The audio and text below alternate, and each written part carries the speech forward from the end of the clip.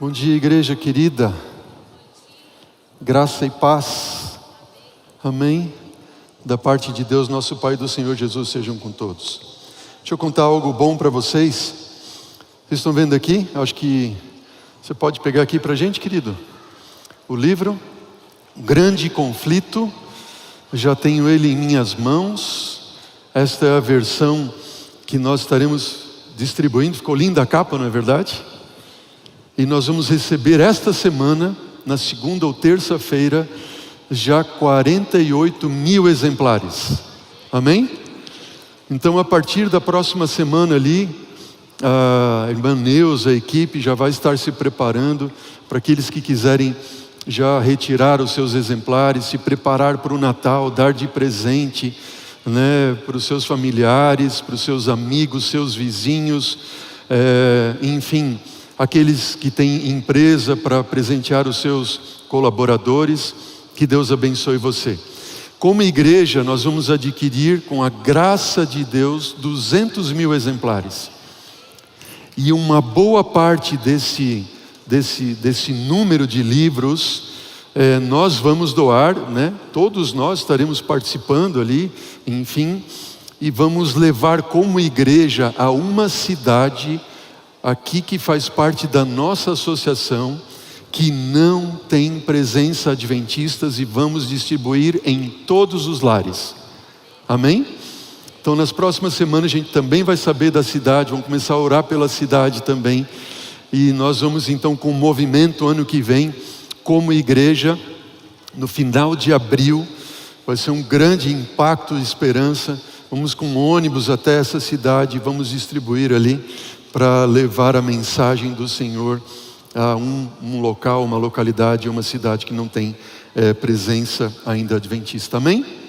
Que Deus te abençoe, que Deus nos abençoe por isso. Faça o seu plano, continue fazendo o seu plano de adquirir aí, cada um de nós, se cada um de nós adquirirmos pelo menos 100 exemplares, cada membro da igreja batizado, nós vamos atingir os 200 mil exemplares que sonhamos ali, para conseguirmos fazer esse impacto evangelístico aqui, né, pela nossa igreja, através do nosso campo.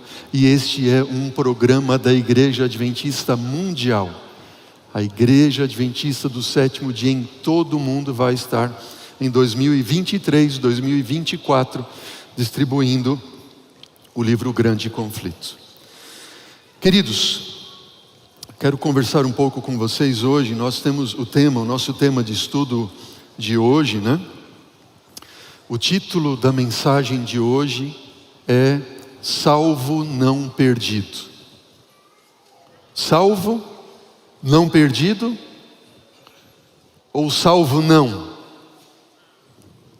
Hein, Rogério? Perdido. Você que vai decidir na manhã de hoje. Esta semana, queridos, eu tive a alegria, assim, foi uma semana muito abençoada. Eu, pastor Branga, pastor Geisler, pastor Denilson, nós saímos na terça-feira, no final da tarde, para um retiro espiritual. Passamos quarta, quinta e sexta em jejum e oração. Jejuando e orando. Fomos para um lugar retirado. Na verdade, eu vou confessar aqui para vocês, fomos onde moram os meus pais, que é no interior, no meio do mato, do nada. E lá nós passamos esses dias em jejum e oração. E foi uma bênção. E a gente tem que fazer isso mais vezes. E a gente quer fazer isso mais com a igreja também ano que vem.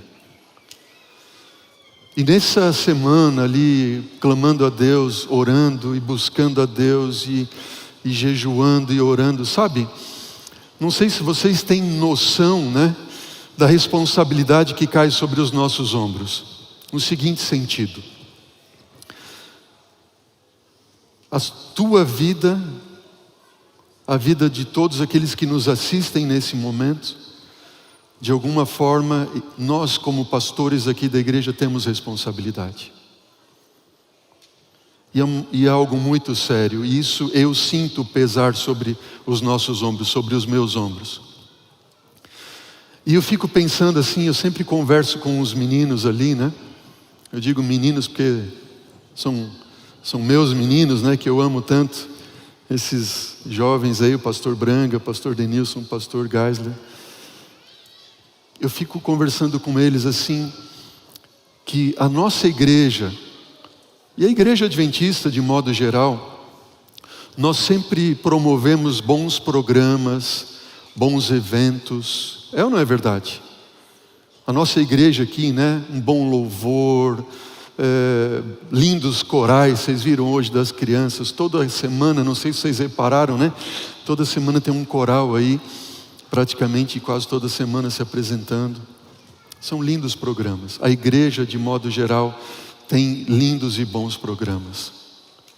E nós estamos terminando mais um ano. Você já parou para pensar? 2023 está acabando. Estamos quase ali, chegando em 2022. Estamos chegando em 2000 e... Só queria saber se vocês estavam acordados ali. Estamos chegando em 2023. Já pensou 2023? Eu lembro quando eu era criança, a gente ficava na escola, os coleguinhas ali, que idade você vai ter no ano 2000? Todo mundo fez isso, né? 2023. E Jesus não voltou. Jesus ainda não voltou. E eu me lembro das palavras de Pedro, quando ele escreve lá na sua primeira carta, capítulo 3, versículo 9, ele diz: não retarda o Senhor a sua vinda, como alguns a julgam demorada. Pelo contrário, Ele é longânimo para conosco, não querendo que nenhum de nós se perca, mas que todos cheguemos ao arrependimento. Na quarta-feira de manhã, nós estávamos ali orando, e Deus nos levou a um texto do livro Evangelismo, no capítulo 5, página 117, e eu quero compartilhar com você agora. E o texto diz o seguinte, Evangelismo capítulo 5, página 117. Preste atenção e veja que palavras solenes são estas. Os homens tornam o trabalho do avançamento da verdade 10 vezes mais difícil do que na realidade é, procurando tirar a obra de Deus de suas mãos para suas próprias mãos, finitas. Pensam que devem constantemente inventar alguma coisa para que os homens façam aquilo que supõem que estas pessoas devam fazer. O tempo assim gasto torna sempre o trabalho mais complicado, pois o grande obreiro-chefe é deixar do fora de cogitação no cuidado da sua herança. Para aqui um pouquinho, o texto fala um pouco mais, nós vamos avançar. Mas eu queria que você refletisse agora nessas palavras que nós lemos. Já pensou que o texto inspirado diz que os homens têm tornado o trabalho de Deus 10 vezes mais difícil do que na realidade é? Por quê? Qual é o motivo? Porque tem tirado das mãos de Deus e criado coisas, programas, obras, eventos, enfim, que acham que é o que a gente deve fazer, o que a igreja tem que fazer. Aí vocês imaginam a gente ali reunido num retiro espiritual, orando, Deus nos dá esse texto e nós somos esses homens. Nós pastores, nós liderança da igreja. Isso faz a gente tremer. Pensam que devem inventar alguma coisa. Olha o que continua dizendo o texto. O homem toma sobre os seus ombros a tarefa de consertar os caracteres defeituosos, mas só consegue piorar os defeitos, Melhor faria ele se deixasse Deus fazer a sua própria obra, porque ele não considera capaz de reformar o seu caráter. Por quê? Em lugar de lutardes no sentido de preparar determinadas regras, regulamentos, melhor seria se estivesseis orando e submetendo a Cristo a vossa própria vontade, vossos próprios planos. Ele, Cristo, não se agrada quando dificultamos aquilo que Ele fez fácil. E eu pergunto para mim: Senhor, tenho eu dificultado? Não permita isso. Ore por nós, pastores queridos. Ore por nós, pastores. O Senhor Jesus ama a sua herança. E se o homem não pensar que seja sua prerrogativa de prescrever regras para os seus cobreiros, ou seja, para a igreja, mas se seguir em sua vida as regras de Jesus Cristo, aprendendo as lições vindas de Jesus, então cada obreiro será um exemplo e uma luz, e não um juiz. Aprender de Cristo.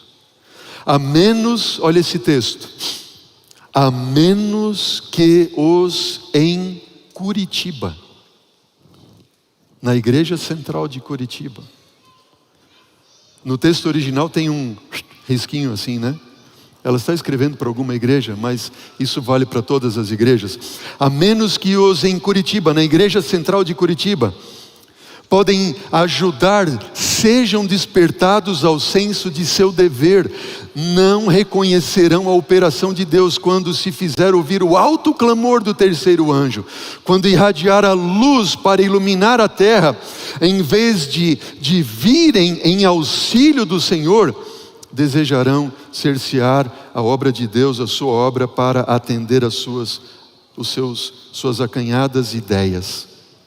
Permiti-me dizer-vos que o Senhor trabalhará nesta última obra de um modo muito fora do comum. Você pode dizer amém por isso? O Senhor trabalhará nesta última hora. Eu pergunto, quantos de vocês creem que nós estamos na última hora? Diga amém, eu creio. Amém? O Senhor trabalhará nesta última hora de um modo muito fora do comum, da ordem comum das coisas, e de um modo que será contrário a qualquer planejamento humano. E haverá entre nós os que sempre desejarão dominar a obra de Deus, para ditar até que movimentos se farão quando a obra avançar sob a direção do anjo que se une ao terceiro anjo na mensagem a ser dada ao mundo. Deus usará maneiras e meios pelos quais se verá que Ele, o Senhor, está tomando as rédeas em suas próprias mãos. Surpreender-se-ão os obreiros com os meios simples. Quais serão os meios de Deus? Simples meios de Deus, que Ele usará para efetuar e aperfeiçoar a sua obra de justiça. Esse é o texto que a gente leu, o primeiro texto que a gente leu em nosso retiro espiritual. Queridos, nós temos os melhores métodos, nós temos os melhores recursos, os melhores meios, mas será que nós temos realmente o que nós precisamos? Quando eu penso na igreja em Atos, eles não tinham os meios que nós temos hoje, eles não tinham os recursos que nós temos hoje, mas eles tinham tudo o que eles precisavam, que era o Espírito Santo de Deus. E em nossa conversa, como ali amigos, chamados como ministros do Evangelho, homens fracos, falhos, pecadores, tanto que a gente erra sem querer errar.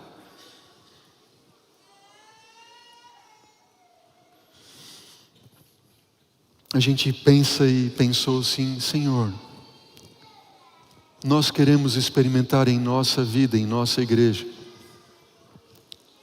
quais são esses métodos que o Senhor tem para usar para abreviar a volta de Jesus? Amém? Quais são os métodos?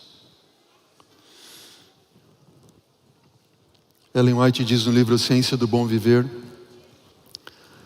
que não pode haver limite à utilidade de uma pessoa que, pondo de parte o que é a igreja? O próprio eu, oferece margem à operação do Espírito Santo em seu coração e vive uma vida inteiramente consagrada a Deus. Não haverá limites para que o Espírito Santo use uma pessoa que tem colocado de parte o próprio eu. Oh, queridos, Deus tem uma obra para fazer em nós e através de nós. E a pergunta que nós fizemos, e eu quero colocar aqui para você, a pergunta é a seguinte: a gente sabe o que precisa fazer, é ou não é verdade? Sim ou não, igreja? A gente sabe. A gente até sabe quais são os métodos. Que métodos simples são esses?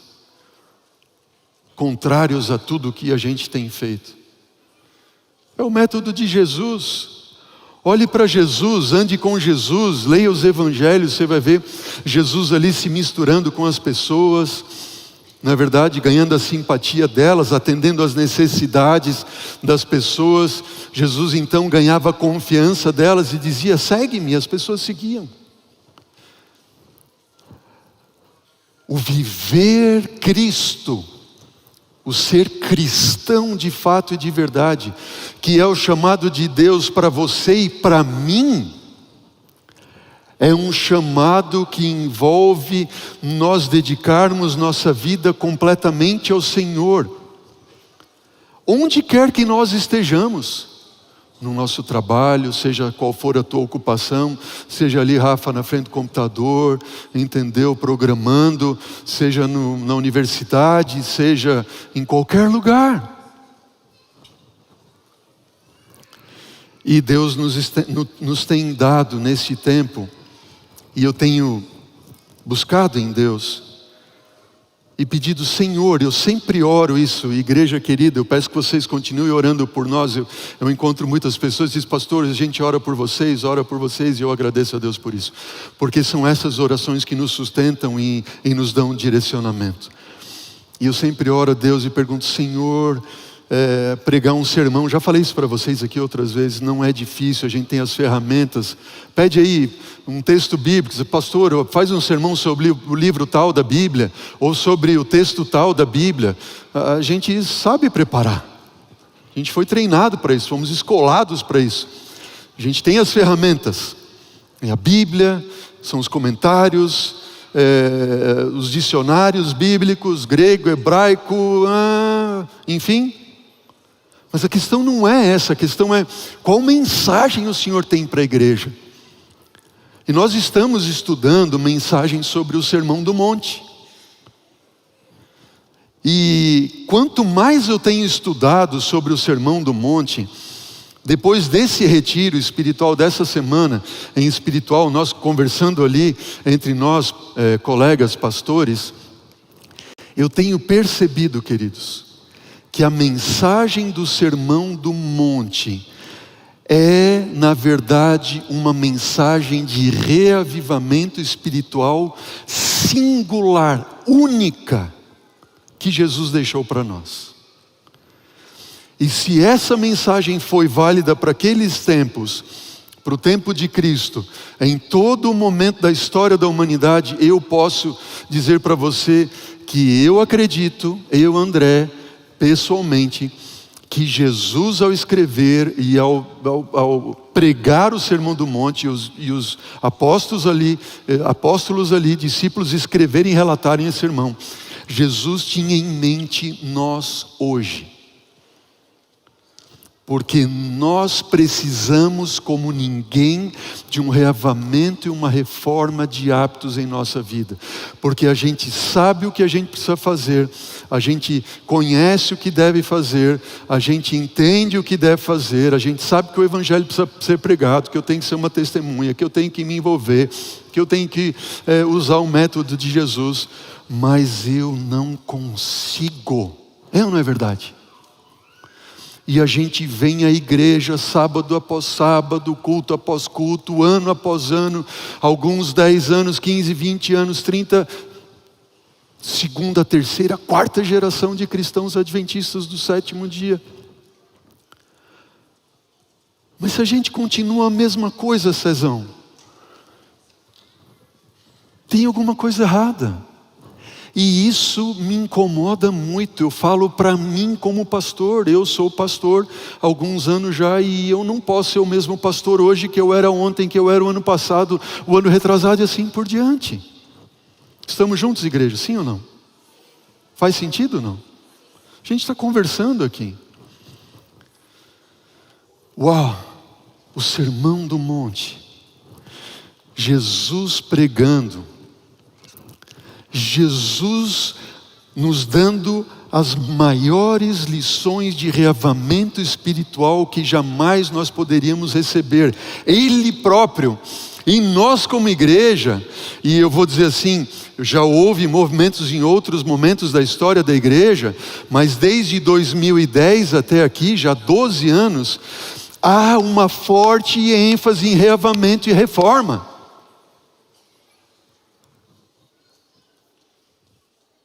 E o que aconteceu na sua vida nesses últimos 10, 12 anos? O que aconteceu? O que aconteceu na minha vida nesses últimos 10, 12 anos? Que a gente tem dado essa ênfase. Isso deixa você incomodado, não? Balança a cabeça assim ou assim. Para eu saber, a gente está conversando aqui, né? Como amigos, como irmãos. Isso me deixa incomodado. E aí vem Jesus. E Jesus começa então dizendo: bem-aventurados, felizes os humildes de espírito, porque deles é o reino dos céus. E nós estudamos sobre os humildes de espírito. A propósito, se você não assistiu o primeiro tema, está ali no YouTube, você pode assistir. Apesar de cada tema, ele tem um fim em si mesmo, ele tem também uma ligação com os outros, né? E a gente viu que os humildes de espírito são aqueles que reconhecem sua falência espiritual e completa dependência de Deus. Os humildes de espírito são aqueles que não julgam os motivos dos outros, mas eles olham para si mesmos e dizem: Senhor, eu sou um miserável pecador. Eu sou um miserável pecador. Felizes são esses. E eu te pergunto, e eu pergunto para você e pergunto para mim. Enquanto nós estudamos essas mensagens de Jesus, se eu não buscar em Cristo, Senhor, dá-me o teu Espírito para que eu me torne um humilde de espírito, não serviu para nada. Concordam comigo, não? E Jesus continua o sermão dizendo: felizes, mais que felizes são os que choram. Mas não é qualquer choro, não. É choro como de alguém que perdeu um ente querido que tanto amava, porque serão consolados. E a gente viu que esses que choram e têm essa dor de grande tristeza, é por causa dos seus pecados, porque eles olham para eles e dizem: Senhor, eu sou pecador, tem misericórdia de mim, Pai. E Deus diz assim: você vai receber consolo, você tem o consolo, eu estou contigo, amém? E Jesus então continua dizendo agora: Felizes, mais que felizes, são quem, igreja? Os mansos, porque os mansos, o que vai acontecer com eles? Eles vão herdar a terra. Você pode dizer amém? Você é manso? Você é manso?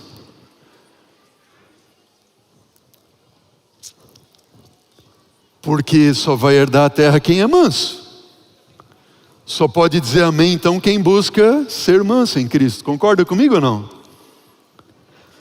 Misericórdia, talvez a gente tivesse que dizer. Os mansos vão herdar a terra, amém? Misericórdia, Senhor.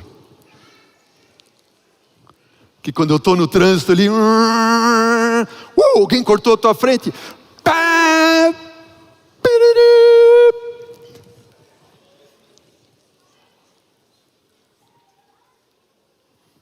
hein? Aí vem para a igreja, senta no banco da igreja, a esposinha do lado, os filhos do lado, mas ninguém sabe quando saiu de casa. Vamos! Eu vou chegar atrasado, eu tenho compromisso hoje na igreja. Pá! Aconteceu com alguém hoje de manhã em casa? Não, levanta a mão.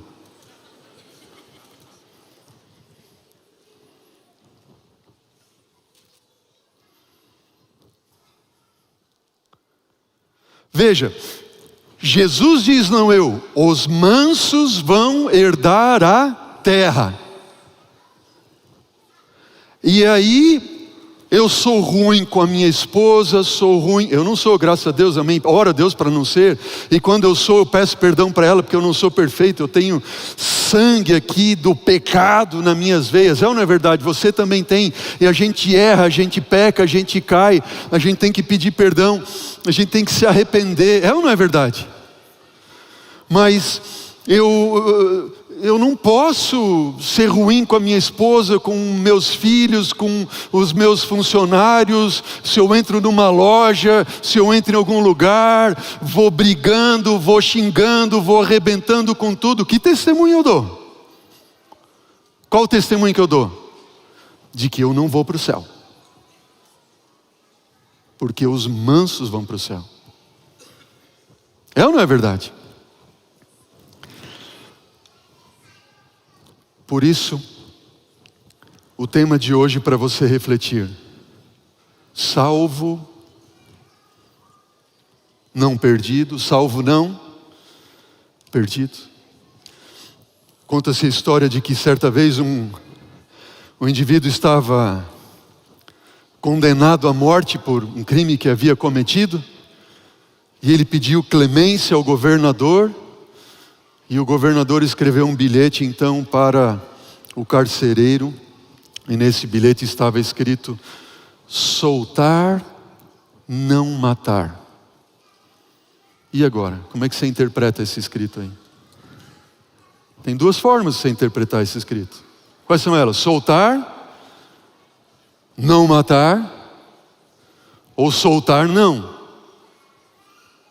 Mate.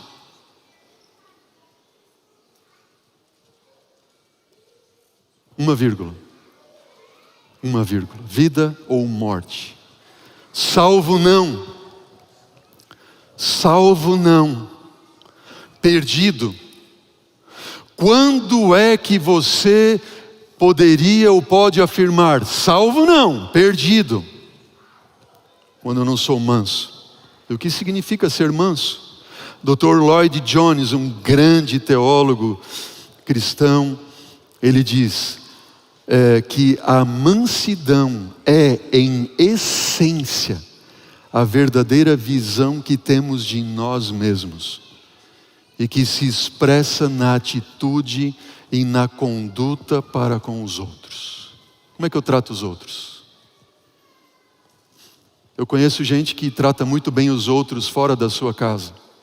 Quando alguém liga e diz assim: oi, tudo bem? Tá, tarará, tarará, tá bom, querido, e tal. Aí quando liga o filho: o que você quer? Ah, tá bom. Estamos juntos? Triste, né? Pessoas irritadiças. O que significa ser manso? Veja o que diz a palavra inspirada de Deus no livro Maior Discurso de Cristo. Esse livro que você recebeu aí no início da nossa série. Diz assim: Ele nos pede, Jesus nos pede: aprendei de mim, porque eu sou manso e humilde de coração. Se alguém quiser vir após mim, faça o quê? Renuncie-se a si mesmo. Que o próprio eu seja destronado e nunca mais possua supremacia de alma. Em outras palavras, simples assim, ser manso significa renunciar o próprio eu. Muitas vezes eu já ouvi dizendo assim: porque eu sou como Pedro. Impossível. Quer acertar a espadada no outro. E se orgulham de ser como Pedro. Eu te pergunto, Pedro do jeitão que ele era, ok? Impulsivo. Pá, pum, não, Senhor, te pergunto. Pedro podia herdar a terra com esse gênio que ele tinha? Sim ou não? Não. Como é que eu vou me orgulhar de dizer, eu sou como Pedro? Impossível. Gente, Pedro não refletiu o caráter de Cristo. Depois que ele teve um encontro verdadeiro com Cristo, o que foi que ele disse? Vocês vão me crucificar, eu não sou digno de ser crucificado como Jesus. Me crucifique de cabeça para baixo. Outro Pedro.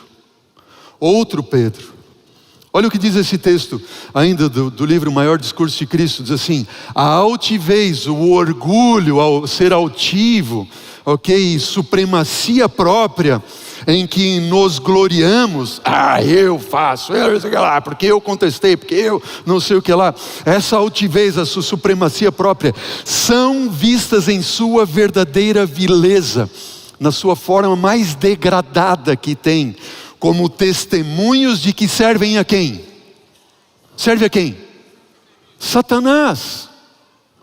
O altivo, o orgulhoso, soberbo, que se acha o supremo, o mandão, o tal, etc, ele dá testemunho, entendeu, que ele serve ao diabo. Longe de mim tal caráter, traço de caráter. A natureza humana está sempre lutando para se manifestar, diz o texto, pronta para a disputa, mas aquele que aprende de Cristo esvazia-se do próprio eu, ele se esvazia do orgulho, ele se esvazia do amor, da supremacia, e há silêncio na alma. O próprio eu é colocado ao dispor do Espírito Santo. Quando alguém pisa no teu calo, pá! Ou você está com o seu eu escondido em Cristo, e é Jesus que é visto.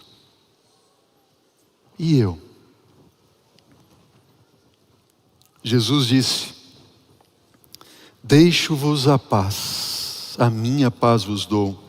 Tomai sobre vós o meu jugo e aprendei de mim, porque eu sou manso e humilde de coração, e vocês vão encontrar descanso. Amém?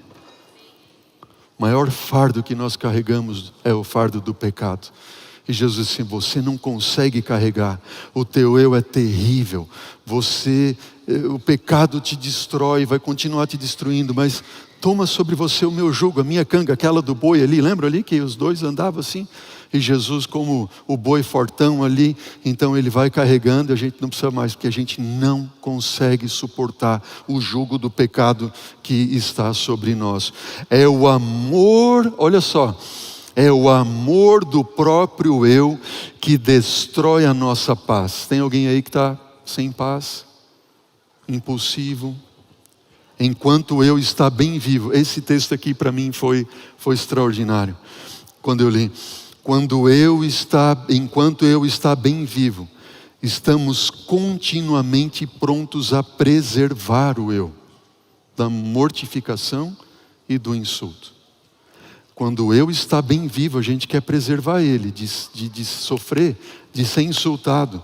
Mas se estamos mortos em Cristo, e nossa vida está escondida com Cristo em Deus, não levaremos a sério as desatenções e indiferenças, seremos surdos às censuras e cegos à zombaria e ao insulto. Uau! Se você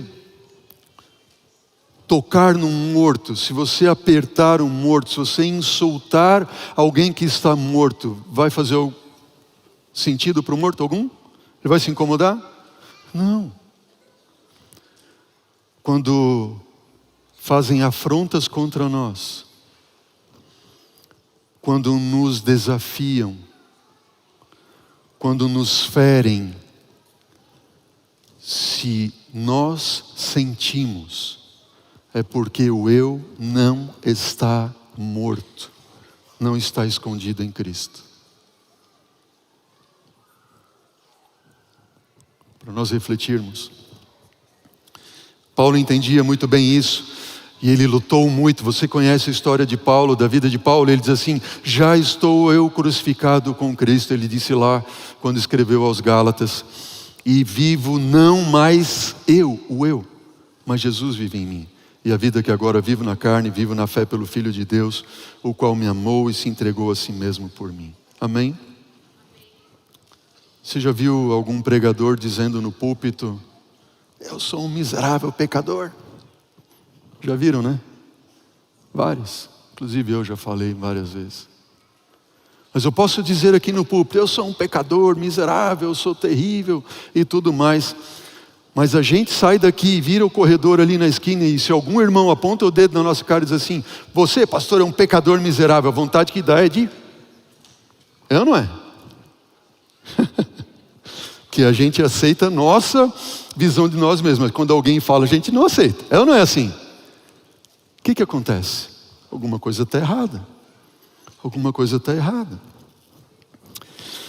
E eu quero levar vocês agora, esses últimos minutinhos que nos restam, há dois textos bíblicos, duas porções da Bíblia, que formam uma intertextualidade, ou um intertexto com esta bem-aventurança de Jesus, ok? O que é uma intertextualidade na Bíblia? É quando você claramente tem um texto que ele está citado ou colocado em outra parte da Bíblia, que ajuda a entender melhor o que aquele texto quer dizer. E a primeira intertextualidade está no próprio Sermão do Monte, como nós temos visto, nos outros estudos que fizemos. E quando Jesus fala felizes os mansos, ele está dizendo e qualificando estes como sendo o quê? Mateus 6 agora, 19 a 21. Rapidamente para a gente ter essa visão. Mateus 6, 19 a 21. Jesus está dizendo em relação aos mansos, na estrutura do Sermão do Monte, a gente consegue ver isso. Ele diz assim: não acumuleis para vós outros tesouros sobre a terra. Mateus 6, 19 a 21. Ok? Onde a traça e a ferrugem corroem, onde os ladrões escavam e roubam, mas ajuntai para vós outros tesouros no céu, onde a traça e o ferrugem não corrói, e onde ladrões não escavam nem roubam. Por quê? Onde está o teu tesouro, aí também está o teu coração. Veja, os mansos que negam o próprio eu, que tomam a cruz de Cristo e seguem com Jesus para ter o eu crucificado, eles não olham para as coisas deste mundo. Eles não têm interesse às coisas deste mundo, porque eles estão mortos para o mundo. E eles põem o tesouro deles onde? Nos céus, não nas coisas deste mundo.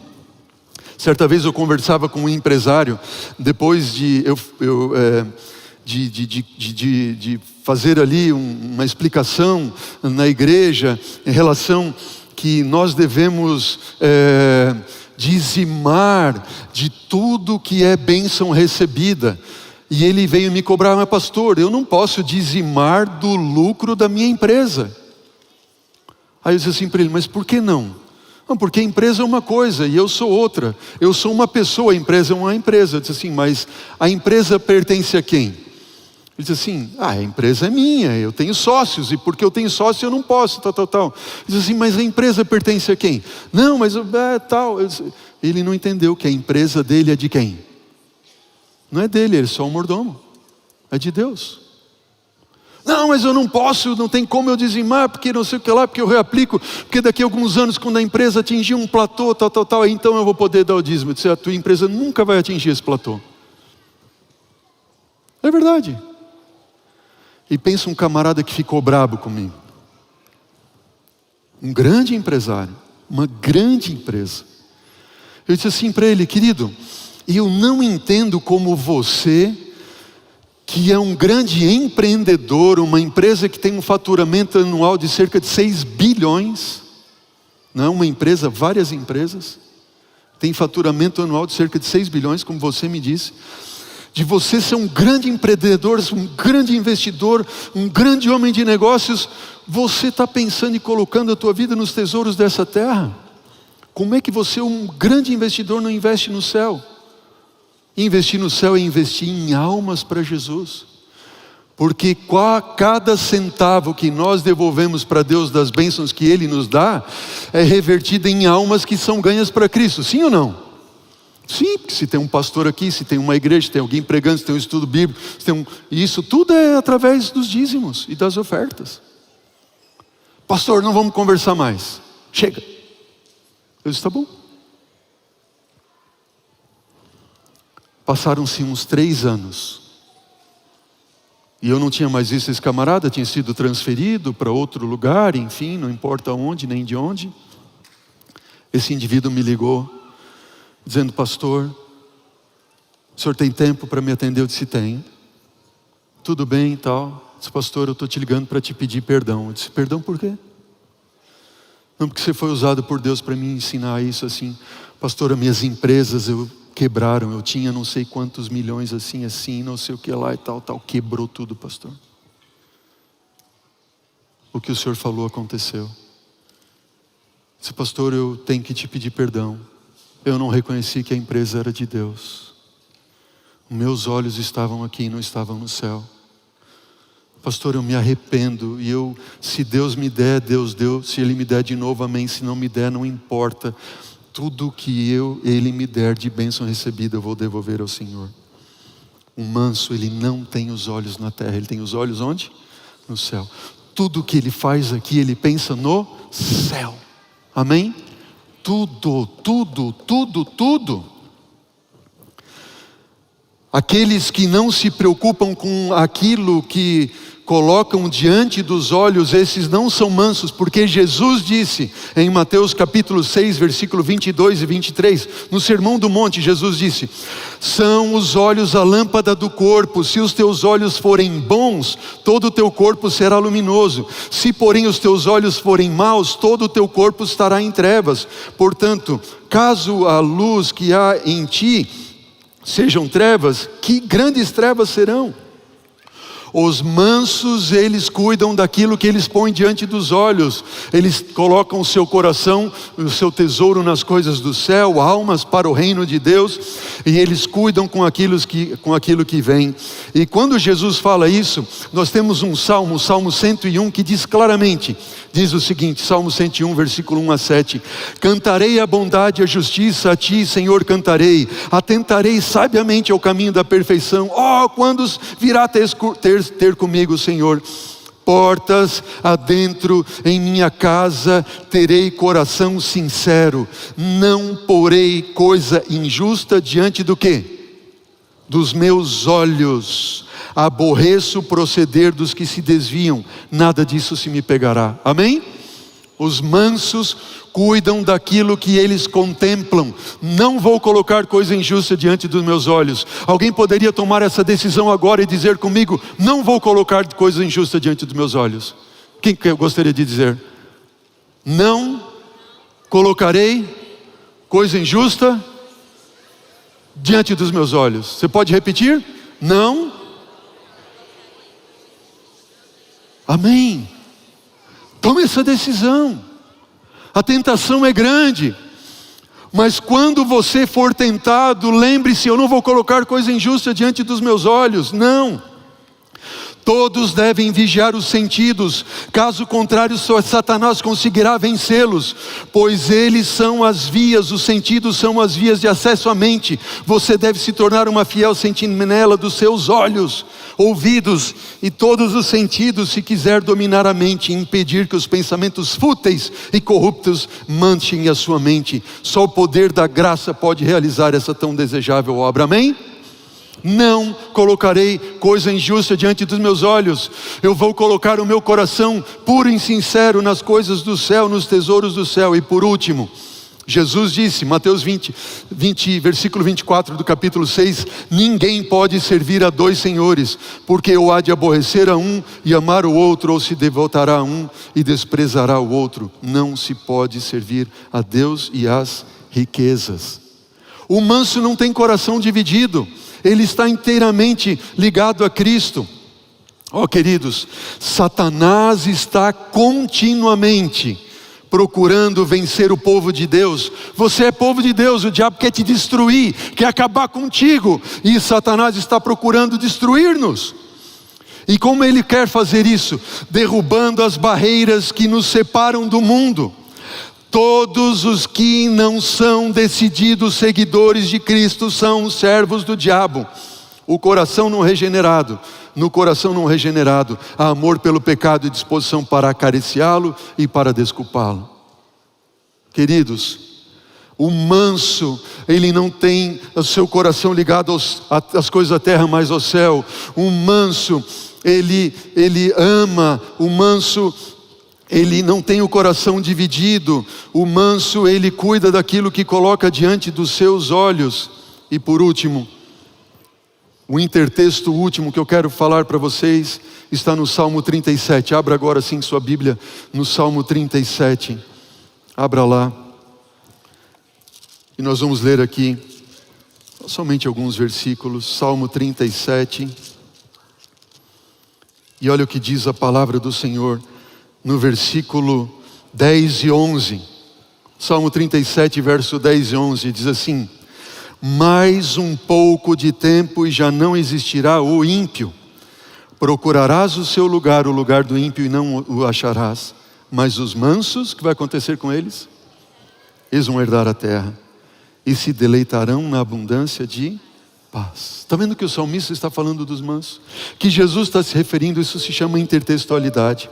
Salmo 37 ainda, versículo 1 e 2, diz: não te indignes por causa dos malfeitores, nem tenhas inveja dos que praticam iniquidade, pois eles dentro em breve definharão como a relva e murcharão como a erva verde. Os ímpios, eles vão se acabar, mas os mansos herdarão a terra. Se alguém está oprimindo você, Jesus diz: não se preocupa, minha é a justiça, fica tranquilo, fica tranquilo. E por último, Salmo 37, versículo 3, 4 e 5, para nós concluirmos, diz assim: confia no Senhor e faz o bem. Quem é que faz isso? O manso, que confia no Senhor. Fazer o bem não é fazer boas obras, não, é fazer a vontade de Deus. Habita nessa terra sim, mas alimenta-te da verdade. Jesus é a verdade, a palavra é a verdade. Agrada-te do Senhor e Ele satisfará os desejos do teu coração. Entrega o teu caminho ao Senhor, confia nele, e o mais Ele fará. Aqueles que desejam ser mansos jamais o serão por sua própria força, mas quando se entregam a Jesus, clamam a Jesus, Jesus faz uma mudança de mente e a gente deixa de amar as coisas da terra para amar as coisas do céu. A gente passa a cuidar daquilo que a gente contempla, dizendo: eu não vou colocar coisas injustas diante dos meus olhos. A gente começa a dedicar nossa vida completamente ao Senhor, Porque esse é o milagre da graça, e são esses que vão habitar o reino dos céus. Não se preocupam com os injustos, mas se entregam ao Senhor e confiam nele. Felizes os mansos. Por que, igreja? Você quer estar entre eles? Você tem procurado se desligar das coisas deste mundo? Eu vou dizer para você, eu tenho. É uma luta todo dia. Porque se eu morrer para o mundo hoje, amanhã o miserável homem pecador ressuscita. Nara, ressuscita. E eu tenho que morrer de novo. Você tem se esforçado para fazer a vontade de Deus? Você é feliz por isso. E pode ter certeza de que por abandonar as coisas desse mundo, você vai herdar a terra. Deus está cuidando de você, filho e filha de Deus. Você está sendo tentado, tem sido tentada, tem passado dúvidas na tua mente, Deus as esclarecerá. Você está ferido, ferida, Deus em Cristo Jesus vai curar você. O Senhor conta o número das estrelas, entretanto Ele sara aqueles que têm o coração quebrantado e trata das suas feridas. Todos os que estão vergados sobre o fardo, os fardos que unicamente pode remover, e o mais pesado que levamos é o pecado. Se fôssemos deixados suportar esse peso, ele nos esmagaria. Mas aquele que era sem pecado, tomou o nosso lugar. O Senhor fez cair sobre ele o nosso pecado. Queridos, a gente sabe o que precisa fazer. A gente tem esse conhecimento. Mas o milagre de Deus só vai acontecer quando nós verdadeiramente morrermos para este mundo e o nosso eu for crucificado. Não adianta eu tentar fazer. Eu tenho que primeiro ser manso, humilde de coração como foi Jesus. E quando eu morrer para esse mundo, Jesus vai derramar o seu Espírito e coisas maravilhosas serão feitas, amém? Coisas simples, mas estrondosas, maravilhosas. Eu não sei quanto a você, mas eu já posso ouvir os sinais da sua vinda, da vinda de Cristo Jesus. Nós já podemos quase ouvir a sua voz. Ouvir a voz de Jesus dizendo: vem, eu te amo, filho. Eu te amo, filho. Mas quando eu penso que Jesus está vindo, e eu olho para dentro de mim e vejo o mal que me faz sofrer, meu Deus, só Jesus para me dar poder, pelo seu sangue, pela sua graça, nós temos forças para morrer para este mundo e viver para Cristo, amém? Débora vai cantar essa música. E se o teu desejo é se tornar manso e humilde com Cristo e por Cristo, para receber a plenitude do seu Espírito, enquanto ela canta, coloque-se em pé com fervor, clamando: Senhor, opera este milagre em minha vida pelo teu poder.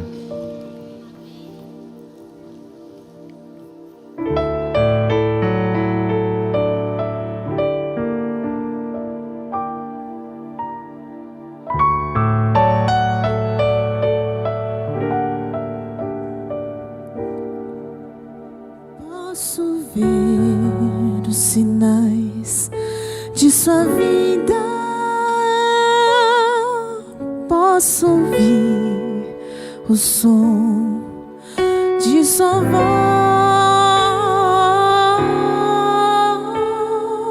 só dizer: eu te amo, filho, vem a mim.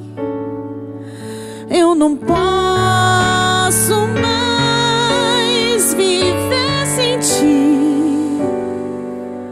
Teu amor me faz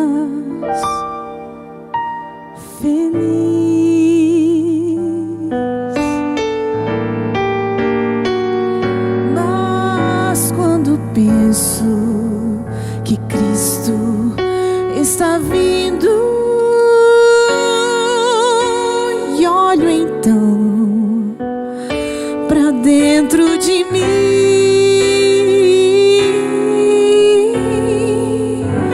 vejo um mal que me faz sofrer, mas Jesus me dá poder por seu sangue e sua graça em meu viver. Tenho forças pra vencer.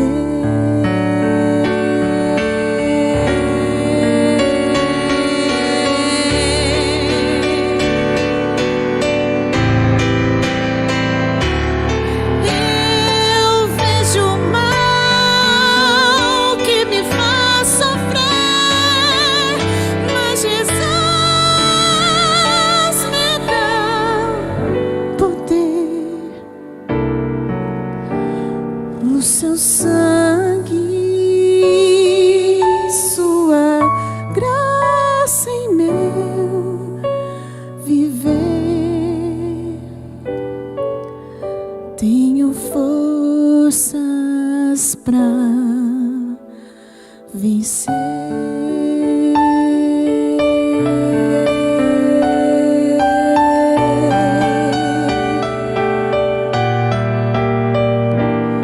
Hoje salvo estou, pois meu Jesus libertou-me lá na cruz.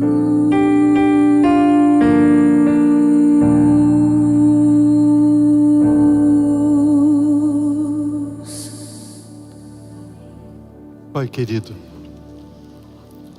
te louvamos, Senhor, por esse sangue que nos libertou.